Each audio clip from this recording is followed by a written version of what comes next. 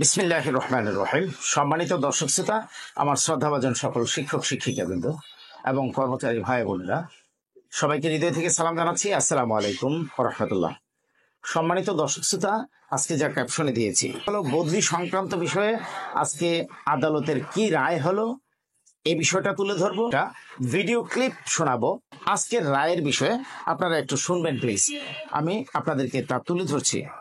তাই মহামান্য হাইকোর্ট নির্দেশ দিয়েছেন যে আগামী 3 মাসের ভিতরে 90 দিনের ভিতরে যাতে বেসরকারি শিক্ষা প্রতিষ্ঠানের শিক্ষক কর্মচারীরা বদলি হইতে পারে, এই ধরনের বদলি নীতিমালা প্রণয়নের জন্য এই বেসরকারি শিক্ষা প্রতিষ্ঠানের শিক্ষক কর্মচারীদের দীর্ঘদিনের যে কষ্ট সেটা লাঘব হবে বলে আমি মনে করি। এই রিট পিটিশনের বিষয়টি ছিল যে সারা দেশে প্রায় বর্তমানে 38,000 শিক্ষা প্রতিষ্ঠান রয়েছে, 5 লক্ষ শিক্ষক কর্মচারী রয়েছে।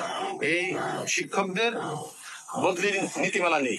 তারা চাকরিতে যেখানে দূরে গেলেও কখনোই তারা বদলি হতে পারে না। 1995 সালের জনবল কাঠামো, তারপরে 2013 সালের জনবল কাঠামো নীতিমালা রয়েছে, 18 সালের জনবল কাঠামো নীতিমালা রয়েছে। সকল নীতিমালাই উল্লেখ আছে যে এই বেসরকারি শিক্ষা প্রতিষ্ঠানের শিক্ষক কর্মচারীদের জন্য একটি বদলি নীতিমালা প্রণয়ন করা হবে। এই 95 সালের পর থেকে আজ পর্যন্ত এই বদলি নীতিমালাটি প্রণয়ন করা হয় না। এই রিট পিটিশন রুল দায়ের করার পরে রুল জারি হওয়ার পরেও মন্ত্রণালয় থেকে বলা হয়েছে যে আমরা এটা করে দিচ্ছি, করবো, এভাবে বলছে। এই মামলা শুনানি যখন হয়েছে তারা এফিডেভিট দিয়ে বলেছে যে আমরা এটা দ্রুত সময়ের মধ্যে করবো, কিন্তু আজ পর্যন্ত করেনি। আজকে উক্ত রিটেরই চূড়ান্ত শুনানি সে মহামান্য হাইকোর্টের মাননীয় বিচারপতি মহোদয় বলেছে যে না, যেহেতু জনবল কাঠামো নীতিমালায় স্পষ্টভাবে উল্লেখ রয়েছে যে বদলি নীতিমালা প্রণয়ন করতে হবে, তারা 95 সাল থেকে এই পর্যন্ত করেনি। তাই মহামান্য হাইকোর্ট নির্দেশ দিয়েছেন যে আগামী 3 মাসের ভিতরে 90 দিনের ভিতরে যাতে বেসরকারি শিক্ষা প্রতিষ্ঠানের শিক্ষক কর্মচারীরা বদলি হইতে পারে, এই ধরনের বদলি নীতিমালা প্রণয়নের জন্য আমি আশা করি যে যথাযথ কর্তৃপক্ষ, সংশ্লিষ্ট যে কর্তৃপক্ষ রয়েছে তারা মহামান্য হাইকোর্টের এই আদেশের প্রতি সম্মান প্রদর্শন করে, যেহেতু তারা উদ্যোগ নিয়েছে এই বদলি নীতিমালাটি প্রণয়ন করবে। আর এই বদলি নীতিমালাটি প্রণয়ন করলে এই বেসরকারি শিক্ষা প্রতিষ্ঠানের শিক্ষক কর্মচারীদের দীর্ঘদিনের যে কষ্ট সেটা লাঘব হবে বলে আমি মনে করি। এটা হাই স্কুল, কলেজ, মাদ্রাসা সকল প্রতিষ্ঠানের জন্য প্রয়োজন। সকল প্রতিষ্ঠান মন্ত্রণালয়ের ডিজি সচিবদেরকে এবং ডিজি পরিচালকদেরকে আমরা বিবাদী করেছি। আইনগত মন্ত্রণালয়, শিক্ষা মন্ত্রণালয় এবং সকল হইল ডিজি অফিসগুলো, মহাপরিচালক। এখানে 100-এর উপরে রিপিটিশন রয়েছে, কিন্তু আমরা করেছি অল ওভার সবার জন্য 38,000 প্রতিষ্ঠানের। আর ইতিমধ্যে তারা উদ্যোগও নিয়েছে মন্ত্রণালয় করার জন্য। না, এনটিএসসির হবে না, সকলের জন্য হইতে হবে। এটা এক এনটিএসসি কেউ পাবে, এনটিএসসি কেউ পাবে এটা না, সকলের জন্য বদলি নীতিমালা থাকবে সমানভাবে। আমাদের আইনজীবী সিদ্দিকুল্লাহ মিয়া কি বক্তব্য দিয়েছেন তা আপনাদেরকে আমি শুনিয়েছি।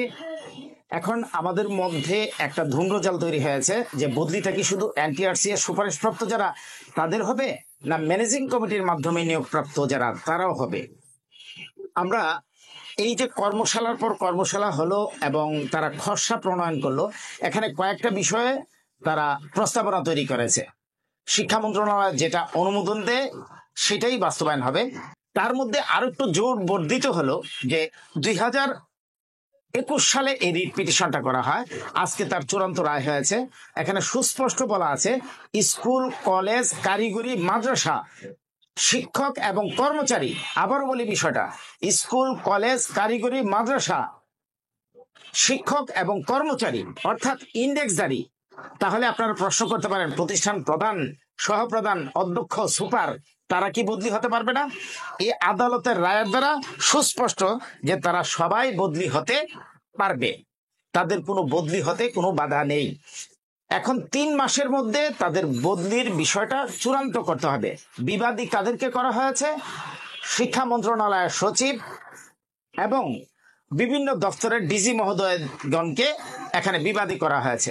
যদি 3 মাসের মধ্যে সেই রায় কার্যকর করা না হয় তাহলে তাদেরকে আদালত অবমাননার শামিল ধরে তাদেরকে কোর্টে হাজির হয়ে ব্যাখ্যা দিতে হবে।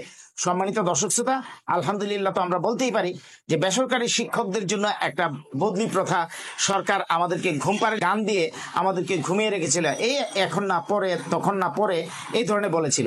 এখন কিন্তু সুস্পষ্ট 3 মাসের কথা বলে দিয়েছে। অপ্রাপ্তি থেকে আমাদের শিক্ষকদের মনে অনেক ধরনের প্রশ্ন জাগে। আমরা সেই প্রশ্নগুলো করেছি ইতিমধ্যে। আমি পোস্ট দেওয়ার পর আমার পেজে বা প্রোফাইলে অনেকে এই প্রশ্নগুলো করেছেন যে স্যার আদালত তো অনেক রায়ই দেয়, তা কি বাস্তবায়ন হয়? কই 10% তো রায় দিল, কই বাস্তবায়ন তো হলো না।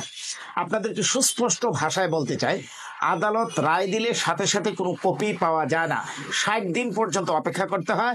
সেই 60 দিনের মধ্যে সরকার পক্ষ আপিল করতে পারে। আমরা অতিরিক্ত 4% কর্তনের জন্য যে রিট পিটিশন করেছি এবং রায় এসেছে, সরকার পক্ষ কোনো প্রকার আপিল করবে না। হয়তোবা 6 মাসের মধ্যে, অপশনে যাওয়ার 6 মাসের মধ্যে দাবি পূরণ করতে হবে, এই জন্য কোনো প্রেয়ার দিয়ে কোনো আবেদন করে কিনা জানি না। এখন পর্যন্ত আমরা যতটুকু জানি যে তারা কোনো আপিল করবে না। করবে কিভাবে? আপনার আমার টাকা চাঁদা তুলে তারা খেয়েছে, তার কোনো হিসাব নাই। আমার কষ্টার্জিত টাকা তারা নিয়ে নিবে, আমাকে কোনোদিন ফেরত দিবে না। আমরা তো হয়ে গেছে তো হয়ে গেছে, এমনটা না। আমরা কিন্তু ঠিকই দাঁড়িয়েছি, কারণ এই 5% অর্জনের ক্ষেত্রে যেমন আমাদের ভূমিকা ছিল, কর্তনের ক্ষেত্রেও কিন্তু আমরা ভূমিকা রেখেছি। সারা বাংলাদেশের শিক্ষক কর্মচারী তারা সকলে তার সুবিধা ভোগ করবে। আমরা নিজেদেরকে গর্ববোধ করি যে আমরা সেই স্বাক্ষর রাখতে পেরেছি। ইতিমধ্যে মাদ্রাসার পক্ষ থেকে বদলি সংক্রান্ত বিষয়ে মাদ্রাসার সুপার অধ্যক্ষ তারা কিন্তু আবেদন করেছে, উপাধ্যক্ষ তারা আবেদন করেছে বদলির জন্য। এই জন্য মাদ্রাসা অধিদপ্তর সার্বজনীন বদলির ব্যাপারে প্রস্তাবনা করেছে। আর স্কুল লেভেলে কোনো প্রকার কোনো অধ্যক্ষ, প্রিন্সিপাল, হেডমাস্টার, অ্যাসিস্ট্যান্ট হেডমাস্টার তারা কিন্তু বদলির জন্য আবেদন করে নাই। ইনশাল্লাহ করবে। কারণ কি, সরকার যে আরেকটা নীতিমালা করেছে, আপনারা কি জানেন কিনা, সিদ্ধান্ত নিয়েছে যে প্রতিষ্ঠানের অতিরিক্ত আয়গুলো সরকারি কোষাগারে দিতে হবে। এর দ্বারা আমি কত খুশি জানেন? আমি প্রচন্ড খুশি। অনেকে বলেন যে স্যার প্রতিষ্ঠানে আয় নিয়ে নেবে, আপনাকে তো কিছু দিবে না, আপনি খুশি কেন? আমি এই জন্য খুশি, যে সকল প্রতিষ্ঠান প্রধানরা আন্দোলন সংগ্রামে নিতেও আসতো না, আসতে দিতেও না, এখন যে প্রতিষ্ঠানে আয়গুলো সরকারি কোষাগারে যাবে, এখন তাদেরকে আর ধরে রাখা যাবে না, তারা দৌড়ে আসবে, অধিকার আদায়ে সুচার হবে। এই জন্য আমি খুশি। সম্মানিত দর্শক শ্রোতা, 3টা বিষয় নিয়ে আলোচনা করব বলেছিলাম।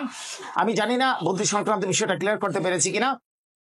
এখন সবাই কিন্তু প্রস্তাবনা করেছে সার্বজনীন, আর ইতিমধ্যে আদালতের রায়ের কারণে আরো সুস্পষ্ট হলো যে এখন কর্মকর্তারা সেই রায় বাস্তবায়ন না করে পারবে না।